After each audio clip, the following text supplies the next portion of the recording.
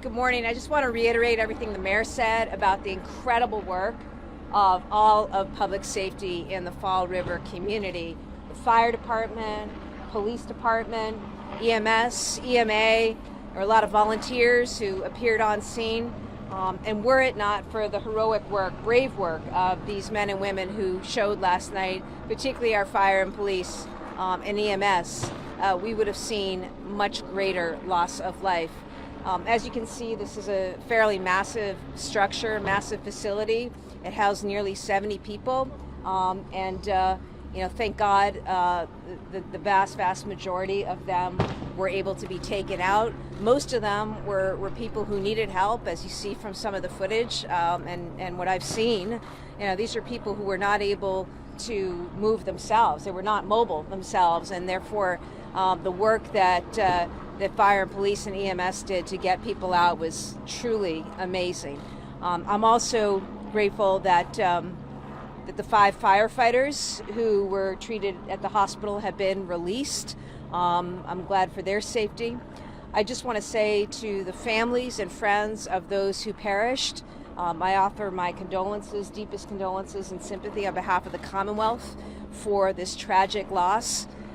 We lost 9 folks last night in this terrible tragedy, and our hearts and our sympathies are with their families. I have pledged to the mayor and to the people of Fall River that my administration will do everything we can to offer support and assistance in this time.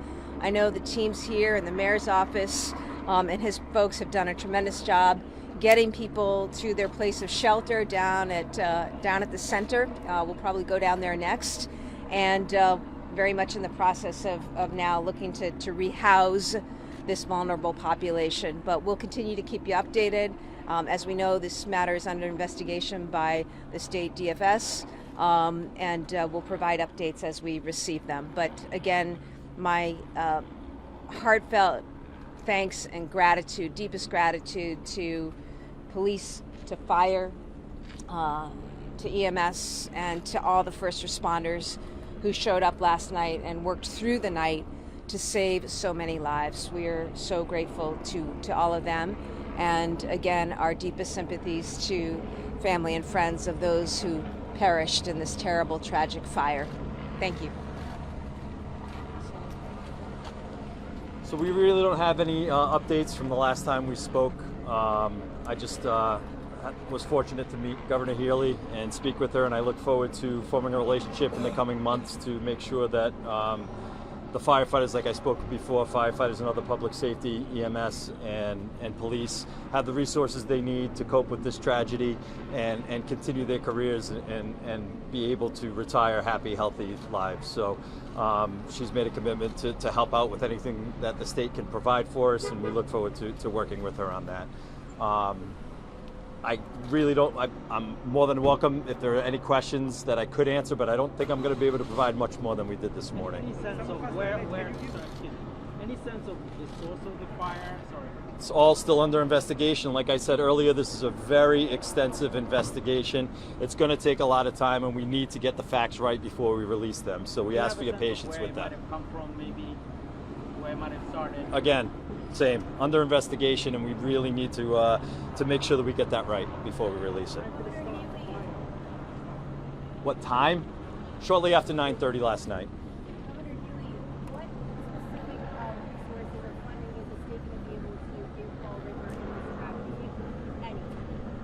Well, the relationship between our administration and the city of Fall River is tight. We've worked together on a lot of things. We've worked together in good times on a lot of matters of economic development under Mayor Coogan's great leadership. And what I pledge is that we'll do whatever we can. I've been in touch with our Secretariats of Health and Human Services and of Public Safety. Right now, the first order of business is to make sure we're assisting the city in any way possible in rehousing what is a vulnerable population. The city's done a great job of getting folks immediately last night to the center for shelter, where they've already had food, had their medication. That's a work in progress. However, we can be helpful. The majority, if not all of these folks, are mass health recipients, and so working with our agencies and all to see what we can do is what we're looking at right now. And of course, DFS, the fire marshal's office, is involved separately in looking at and reviewing the cause and the extent of this fire. What is it like just looking at the scene? What areas you'll be looking at in terms of condition of the facility, any kind of offsetting problems they have?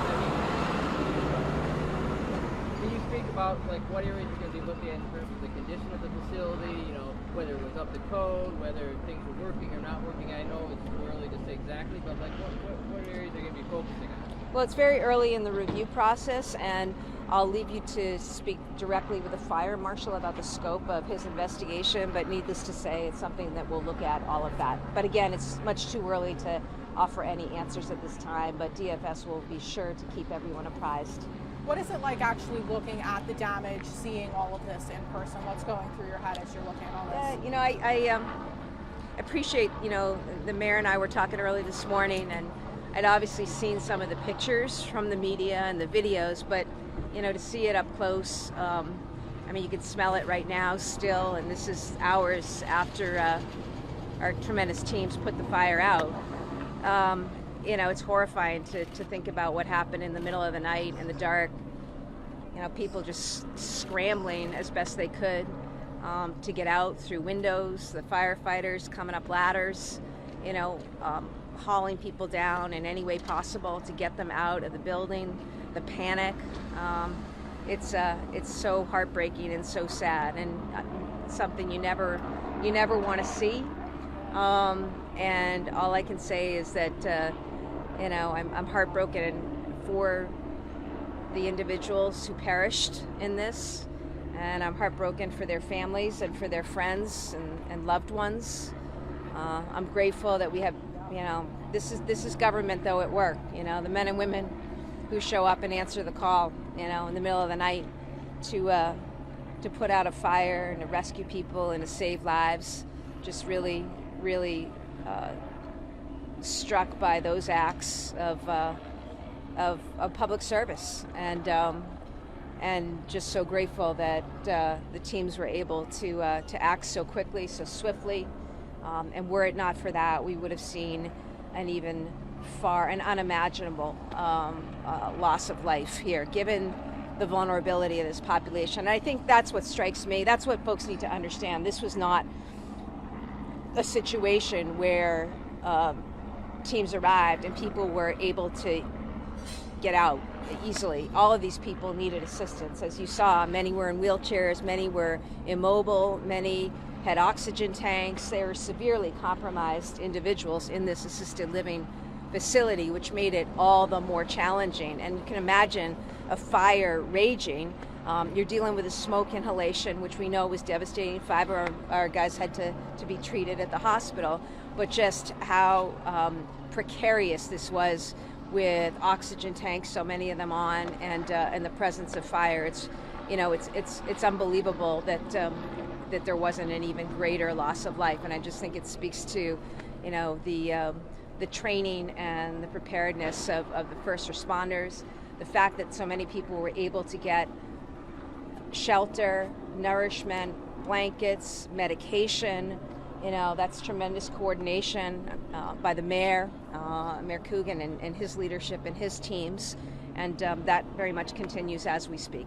Governor Healey, is the state aware of any previous safety complaints by this assisted living facility? Not at this time, but again, we haven't had a full opportunity to look into everything. Do you have any firm numbers about how many people remain in the hospital at this time? I don't have that number right now. I think I know that 8 is set to close. 8 is not close. I'm not sure. Chief, we've seen a number of red boxes being brought out of the building. What's in those boxes? Those are the patient's medication boxes. We're doing everything we can to get those out of the building and disposed of properly. Obviously, they've been tainted by whatever smoke and other products of combustion that were in the building. So those boxes are going to be, the medication is going to be removed and disposed of. Describe what the main challenges in the operation. I'm sorry? Describe some of the main challenges during the Yeah, I think it's in a facility like this with assisted living, like we've said and like the governor said, the people in this building need help to perform daily functions, let alone to escape during an emergency situation. So that is the largest challenge that we had, was that everybody in this building required some form of help to get them out of the building. It's a super labor intensive and manpower intensive operation, and we're just so proud of the police, fire, and EMS that we're able to do that under extreme circumstances last night. I've been remiss in not mentioning Chief Rick Aguiar of Fall River Emergency Management. Within an hour, he had everybody who was not transported to a hospital in buses and moved to that shelter. He does a tremendous job with emergency planning in the city. With his, he always says that I do a lot of work in evacuations that will never see the light of day. And last night was testament that the work that he puts into this got those people safely to a place where they could be safe and sheltered for the night. So his people, he has a large group of volunteers that were here throughout the night to make sure that those people were taken care of, and they also provide rehab for the first responders to make sure that we have water and we're monitored and we can perform our job. So I apologize for not mentioning him earlier, but between the State Fire Marshal's office, the state police fire investigation unit, the code compliance division, there was a tremendous teamwork between state assets and local assets here last night that really brought the positive outcome that we had. Again, I say positive outcome wholeheartedly knowing that 9 people did not make it last night, but also knowing that that could have been 39, 49, or 59 without everybody who was here to perform the rescues and make sure that everybody was transported and treated properly. Some of us missed the morning briefing. Can you tell us what happened here? Those of us who missed it? Sure, just briefly. So at about a little after 9:30 last night, we responded to an automatic fire alarm at this location behind me, Gabriel House. First crews on scene reported fully involved structure. We had flames coming from that front door behind me. Initial attack lines were brought to knock the fire down, but at the same time, there were multiple victims hanging out the windows, screaming and begging for help and to be rescued. So we knocked down the fire quickly, then all available assets were moved towards rescuing the individuals that needed help. And that's not just fire, it was police. Typically, police don't perform that function, but they did a tremendous job last night, and they saved countless lives in assisting the people that they could out of the building. EMS did an incredible job. They were set up right in this parking lot over here, triaging and getting the patients that needed the most care moved to the facilities that were appropriate for their level of care, while also treating the people that they could treat on scene and releasing them so that they wouldn't burden the hospital systems in the area. So it really was something that we planned for, hoping to never have to use. But I'm so glad that we do train for it, and I think it worked well last night. Where in the building were people rescued from? Were they all Everywhere. in their rooms? Or? Everywhere. So every room, so 9:30 at night on a Sunday night, everyone was probably in their room either sleeping or getting ready to sleep. So what I envision in my head is that the building filled up with smoke. I also know that there's a lot of false alarms in this building. There's a lot of people that burn toast or burn food. And so the fire alarms go off and they say, oh, that's just so-and-so burning their food again. And then by the time you open the door and hear people screaming that there's a fire, you can't go anywhere because of smoke. And I talked a little bit about smoke safety this morning, and that's the message. That's really what we need to preach. And if there is a silver lining, or if there's a lesson we can learn from this, is be vigilant about smoke safety, smoke detectors, and pay attention to them. And they're there for a reason. In the 1970s, thousands of people died in this country annually. And since then, since we've put in smoke detectors and mandated them through legislation in single-family and multifamily homes, those numbers have drastically reduced, and there's a reason for that.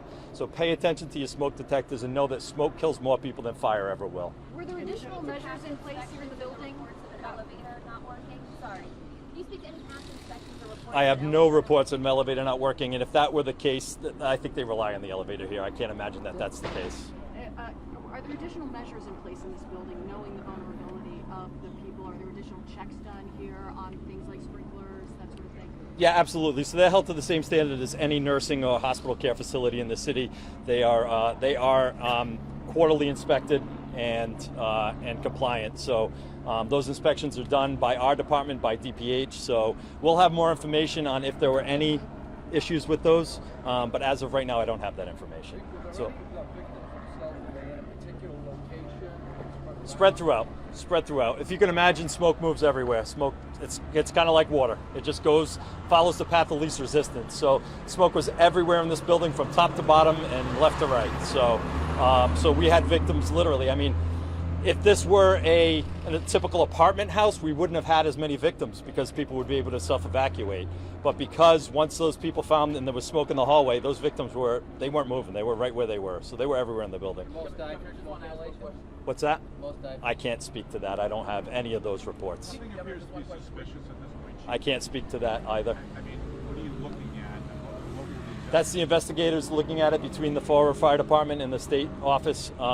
So we're again very early on in the investigation, and one of the most dangerous things that we can do is speculate. Speculation can really sink an investigation. So we want to stay as far away from speculation as we can. This is a multiple floors of the facility tenants next door, and have you talked about kind of next steps? No, I have not yet.